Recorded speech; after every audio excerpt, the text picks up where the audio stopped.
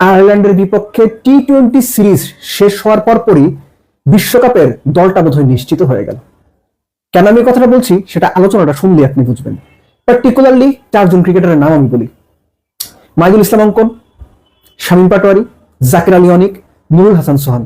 এই চারজন থেকে দুইজন নাকি তিনজন বিশ্বকাপ স্কোয়াডে থাকবে সেটা নির্ভর করবে কন্ডিশন বিবেচনায় পেস বোলার কয়জন নেওয়া হয়। যদি চারজন নেওয়া হয় পেস বোলার, তাহলে এখান থেকে তিনজন, আর যদি পেস বোলার পাঁচজন নেওয়া হয় এখান থেকে দুইজন। হিসাবটা আমি আপনাদের মিলিয়ে দিচ্ছি। হিসেবটা মেলানোর জন্য আপনার নাম ধরে অর্ডার অনুযায়ী আলোচনাটা করা জরুরি। যেমন ধরেন ওপেনার কয়জন? আইডিয়ালি বাংলাদেশ বিশ্বকাপে যাবে চারজন ওপেনার নিয়ে। কে কে? তানজিদ তামিম, পারভেজ ইমন, লিটন দাস, সাইফ হাসান। সবাই ওপেন করতে পারেন, সবাই ওপেনার। এবং সাইফ হাসানের 3-4 এই দুই জায়গাতে খেলার অভিজ্ঞতা রয়েছে। লিটন 3-এ খেলছেন এবং লাস্ট টি-20তে পারভেজকে 4 নম্বরে খেলিয়ে টিম ম্যানেজমেন্ট ওই বার্তাটা দেওয়ার চেষ্টা করেছে যে এই চারজন ব্যাটসম্যানের যে কাউকে যে কোনো সময় যে কোনো জায়গায় যে কোনো ডাউনে উইদিন নাম্বার 4 1 2 3 4 এর মধ্যে খেলতে হতে পারে। এই চারজন গেল 5 নাম্বার, তাও হৃদয় হলে তো এই 5 জন আপনি আলাদা করে রাখেন। এবার পেস বোলার হিসাব করেন: মুস্তাফিজ, তানজিম সাকিব, তাসকিন। এই তিনজন নিয়ে আপনার মধ্যে কোনো ডাউট আছে? নাই। ডাউট যদি না থাকে তাহলে এই 5-এর সঙ্গে এই 3 8 যোগ করেন, রইল স্পিনার 3 জন: রিশাদ, শেখ মাহিদি, নাসুম। আপনার কোনো ডাউট আছে? আমার তো মনে হয় না। এই 3 জন গেল, তাহলে কত হলো? 5 জন ব্যাটসম্যান, 3 জন পেসার, 3 জন স্পিনার, 11 জন। বাকি 4টা স্পট। এই 4টা স্পটের জন্য যে কন্ডিশনে খেলা ওই কন্ডিশন বিবেচনায় বাংলাদেশ কি আরো এক্সট্রা 2 জন পেসার নিবে? এক্সট্রা 2 জন পেসারের অপশন কি? একদম নির্জলা খাঁটি সত্য, তেতো সত্য আপনারা জানেন যে অপশন যদি আপনি হিসাব করেন, মুস্তাফিজের ব্যাকআপ হিসাব করলে শরীফুল ছাড়া লেফটি আর কোনো অপশন নেই।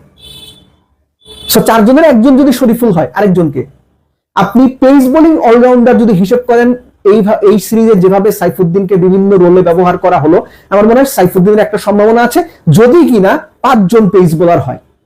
যদি 4 জন হয় সেই ক্ষেত্রে 5 নাম্বার বোলার হিসেবে সাইফুদ্দিন বাদ পড়বে, এটা আমার অনুমান। শরীফুল টিকে যাবেন মুস্তাফিজের ব্যাকআপ হিসেবে, লেফটি হিসাবে। সো সাইফুদ্দিন যদি না টেকেন সেই ক্ষেত্রে ওই যে শুরুতে বলছিলাম মাইদুল অঙ্কন, শামীম পাটোয়ারি, জাকির আলী অনিক, নুরুল হাসান সোহান, এই 4 থেকে 2 জন না 3 জন। সাইফুদ্দিন যদি দলে থাকেন এদের থেকে 2 জন, সাইফুদ্দিন যদি দলে না থাকেন এদের থেকে 3 জন। কোন 3 জন? জাকের, সোহান, শামীম পাটোয়ারি। মাইদুল অঙ্কনকে আমি কেন যেন বিশ্বকাপ স্কোয়াডে দেখি না। তিনি বিশ্বকাপ স্কোয়াডে থাকবেন এটা আমার মনে হয় না। তাকে যদি বিশ্বকাপের জন্য দারুণভাবে বিবেচনা করা হতো, আয়ারল্যান্ড সিরিজে তাকে ম্যাচ খেলানো হতো। এবং এই প্রশ্নটা প্রেস কনফারেন্সে লিটনকে করা হয়েছিল। এমনকি তাকে সুযোগ করে দেওয়ার জন্য এশিয়া কাপের, ইমার্জিং এশিয়া কাপের যে ফাইনালটা হলো সেখানে টিম ম্যানেজমেন্টের নির্দেশনা দিয়েছিল তাকে যেন খেলানো হয়, তিনি শূন্য করে সেই নির্দেশনার প্রতিদান দিয়েছেন। কিন্তু তিনি দেশে ফেরার পর তারা কিন্তু ম্যাচ খেলানো হলো না। অর্থাৎ জাকের, নুরুল হাসান সোহান, শামীম পাটোয়ারি এই 3 জনই থাকার সম্ভাবনা বেশি। কিন্তু যদি 2 জন থাকেন তাহলে কি হবে? ধরো আমি সাইফুদ্দিনকে নিয়ে নেওয়া হয়েছে, পেস বোলিং অলরাউন্ডার অপশন হিসেবে নেওয়া হয়েছে, একটা লেফটি ব্যাটসম্যান অপশন, আমি সবকিছু মেনে নিচ্ছি। তখন কিন্তু হিসাব ঘুরে যাবে। এই কারণে আমি বারবার যে কথাটা বলার চেষ্টা করেছি, নাম্বার 2 থেকে নাম্বার 8 আপনি সাফল্য হিসাবে করতে পারেন। আপনি পারভেজ ইমনকে 4-এ খেলাতে পারেন, 3-এ খেলাতে পারেন, নট এ বিগ ডিল। 2 থেকে 8 পর্যন্ত আইডিয়ালি বাংলাদেশের কোনো লেফটি নাই। এই জায়গাতেই শামীম পাটোয়ারির সুযোগ এবং ক্যাপ্টেনও সেটাই মনে করেন।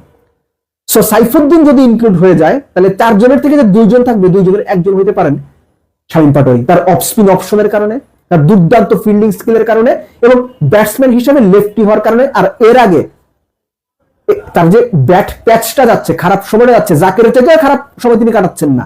সো তাকে যে সুযোগ দেওয়া হচ্ছে অনলি বিকজ তার প্রিভিয়াস ট্র্যাক রেকর্ড, তিনি বেশ কিছু ভালো ইনিংস খেলেছেন যেগুলো ইম্প্যাক্ট বা ম্যাচ উইনিং ইনিংস। সো আমার মনে হয় শামীম পাটোয়ারির সাথে সাইফুদ্দিন যদি থাকেন তাহলে আর 1 জন থাকবেন। মাইদুল অঙ্কন তো আমি আগেই বললাম আমার কেন যেন মনে হয় তিনি বিশ্বকাপ স্কোয়াডে থাকবেন না। নুরুল হাসান সোহান এবং জাকির আলী অনিক এই 2 জন থেকে 1 জন। এই হচ্ছে মোটামুটি বাংলাদেশের বেস্ট 15 মেম্বার স্কোয়াড। যদি না কেউ বিপিএল এ মোর দেন এক্সট্রা অর্ডিনারি পারফর্ম করে এবং সেটা মিডল অর্ডার, এই 4 জনের মধ্যে ধরেন লেটস সে কোনো ওয়াই ক্রিকেটার বিপিএল এ 180 স্ট্রাইক রেটে 600 রান করে ফেললো, তাকে কেউ আউটই করতে পারে, যারা সে ছক্কা মারে।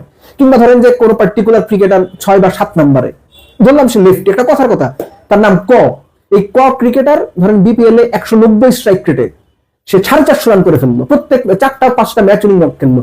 এরকম পারফরমেন্স যদি কেউ না করে তাহলে মিডল অর্ডারের বদলের সুযোগ কম। মিডল অর্ডারে কয়জন থাকবে রিশাদ বলছি, আপনার মাইদুল অঙ্কন, সোহান, জাকের, শামীম, এই চারজনের কয়জন বিশ্বকাপে যাবে এটা নির্ভর করছে বাংলাদেশ কয়জন পেস বোলার নিয়ে বিশ্বকাপে যায় তার উপরে। পেস বোলার, আবারও বলছি, শেষ করছি এটা বলি, পেস বোলার যদি 5 জন থাকে তাহলে খুব স্বাভাবিকভাবেই এখান থেকে 2 জনের বেশি সুযোগ হবে না।